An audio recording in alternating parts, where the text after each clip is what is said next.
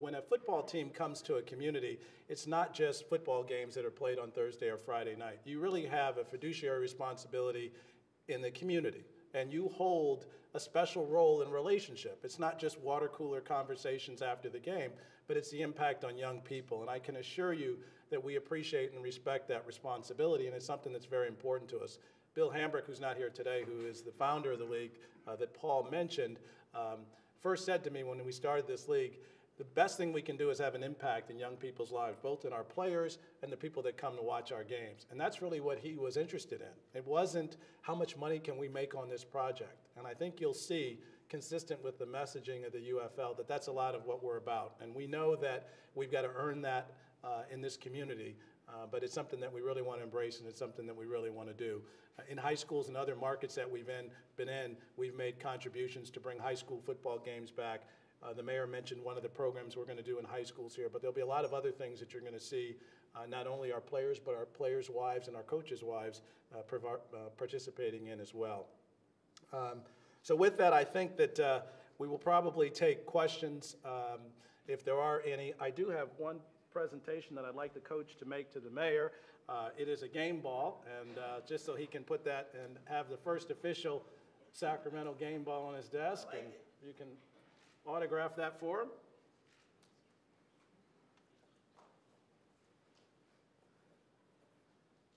Different kind of ball for him. Hey, an athlete can play with any kind of a ball. The mayor is an athlete.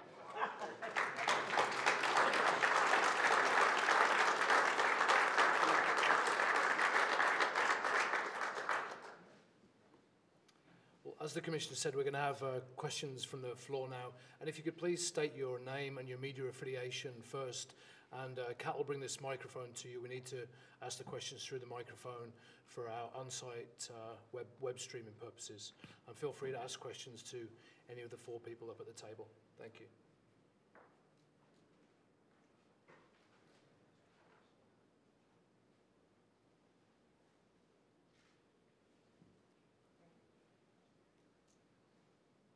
Commissioner, this first question is for you. Lauren Reed, Access Sacramento, Sports Perspective. Can you describe, if you will, in a picturesque way, how you see opening day at Hornet Stadium and all the accoutrements that are out there on opening day, if you can? Thank you. No, I think for opening day, it's a big day for us. We open our season September 10th, and it will be a repeat of the championship game last year in Las Vegas, with the Las Vegas team playing the Orlando team. That second weekend, we're not firm yet, but I think that second weekend in September, the weekend of the 17th, 18th, will be our opening weekend here in Sacramento. And I can tell you that 22,000 seats should be filled, is what our expectation is for that game. And the pageantry that we like to bring to the game is local. We had a 6-year-old singer, little girl, that sang the national anthem at one of our games. It might have been the best we had. You'll see a lot of Pop Warner kids playing pregame and at halftime. And so it's kind of a celebration of the community, and that's what we try to do in our games. And so it's not always fancy laser shows or things of that nature, but an expression of different groups. We're going to have cheerleaders. That's one of the things that we hear a lot about from football fans. What do you want? They say we want cheerleaders.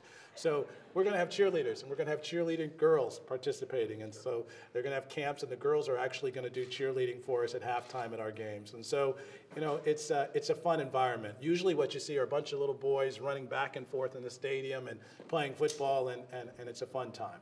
And so that's the pageantry. It's really an expression and a celebration of Sacramento and its families getting together, having a great time, with 22,000 people cheering on this team playing a great game.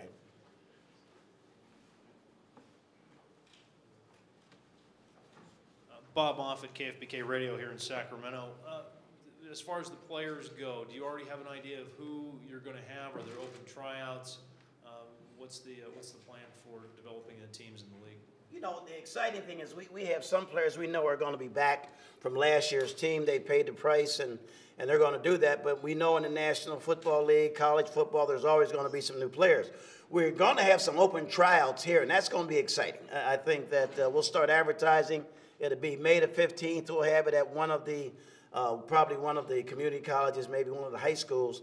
but we're young guys that maybe feel like because they were at Sac State or UC Davis or maybe played a couple years in the community college and never got that chance to play professional football, we'll have an open tryout. We'll have probably 2 of them in this area. And so on May 15th, we'll advertise a lot on it. We had players last year that attended these open tryouts that made rosters. Some of them open trouter guys who played arena football, some that played in the NFL that no longer will get a call back, some that had not played since high school, and a lot of them just really want a chance to get on the field, tell their story, run a 40, run out for passes, and show that they still can do it. So it is pretty exciting. We also expect to have some local players. We have some already. There's always an opportunity for that, but that's not really what holds us back. We have a draft that will be on June the 7th. So we'll be acquiring some players. We have an expansion draft for the 2 new teams. We have 20 players that we'll be able to draft on June 7th. We'll have our first mini camp on June the 9th, and that will be here in Sacramento. And so that'll be the time you'll get a lot of info, but we'll be here. We'll be available for interviews. You'll be able to come over and watch us practice. That'll be that final tune-up before training camp. So that'll be pretty exciting.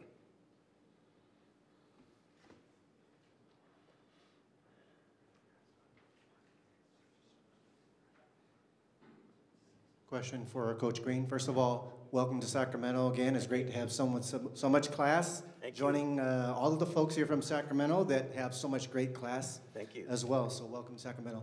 It looks like you've, in some ways, already inherited a good running team, if you will.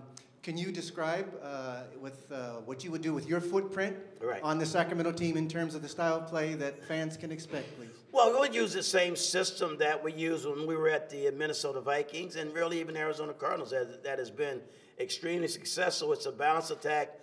I guess you'd say we're primarily a passing team, even though sometimes that can have a negative connotation as if you're not as tough or maybe as hard-nosed as you should be. But we really do. We like to throw the football. We believe in that wide-open attack. That's my background, having spent all the years working with Bill Walsh. And so it'll be balanced, though, with a slight edge towards passing the football. As I've said many times, I've seen a guy drop a pass, and I say, it's un-American if you can't catch. I mean, in America, I believe it. Everybody in America can catch. Now, come on. So that's why I get a little upset with some of the pro players who brag because they catch a touchdown. It's like, come on, everybody in America can catch. I mean, you got to be kidding me.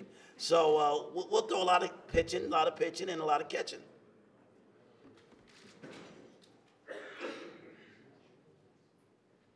It was just a funny anecdote. You know, in college, I think Coach Green set the record for most passes in a game, and they knew what the record was. They were in the middle of a game. At the time, Coach Fossil was on his staff, which is kind of interesting.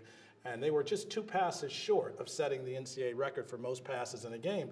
And as they were winning the game by an abundance in the score, they kept checking, how many passes do we have now, Jim? And Jim said to Coach Green, hey, we got enough. We've thrown something like 72 passes. And Coach Green said, well, what's the record? And he said, I think it was 74. He said, well, throw 3 more. And they did. That was because we were playing at Oklahoma. They were heavily favorites, and we kept the crowd pretty quiet. He had the largest offensive line last year. For a guy that's going to pass the ball, you think big offensive lineman is for running. His running back led the league in rushing, and his line was about as heavy as the heaviest offensive line in the National Football League. So we were a little concerned about him losing identity last year with such a heavy offensive line and run-oriented situation. So I guess he is versatile in that regard, but we do expect him to air the ball out. Just as I mentioned, we are going to play a 10-game season. We'll have a championship game that will finish Thanksgiving weekend. We will be announcing the 2 new expansion teams in the end of this month. We're excited about bringing 2 new teams on and 2 new coaches. Our criteria for head coaches are they had to have been a former head coach either at a major college or in the National Football League, and someone that's run their own program very successfully. We introduced Chris Palmer as the new coach of the Hartford franchise just a few weeks ago. We were thrilled to have him. He left coaching Eli Manning to come join us, which I think says something about what this league is and how people see the future of this league from the National Football League standpoint. He had been a coach at the Cleveland Browns, where he wasn't hugely successful there, but as Coach Green points out, neither was Bill Belichick. So, you know, we're excited to have him. He certainly is an innovative coach. He's considered a guru in coaching quarterbacks. That's one of the positions that we really want to focus on in our league, is really grooming quarterbacks, because there is such a need at that position. So we're looking forward to it. 50-man rosters, 52-man rosters. So it's an opportunity for a number of new players to come on board, and it's going to be an exciting year. So unless there are any more questions, I think we'll close and say appreciate it and thank you very much, and we look forward to seeing all of you out there for opening weekend. Thank you.